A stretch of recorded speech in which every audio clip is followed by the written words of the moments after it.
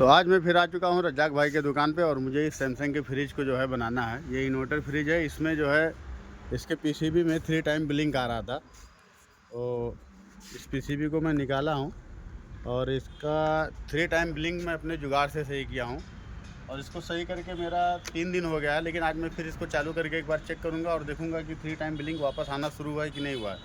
और बिना पीसीबी को चेंज किए हुए मैंने इस प्रॉब्लम को सॉल्व किया है।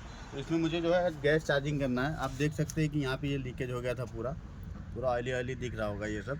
तो मैंने इसको कट करके एक बार कंप्रेसर को अपने जुगाड़ से चालू किया था और आज होगा इसका पूरा गैस चार्जिंग का काम।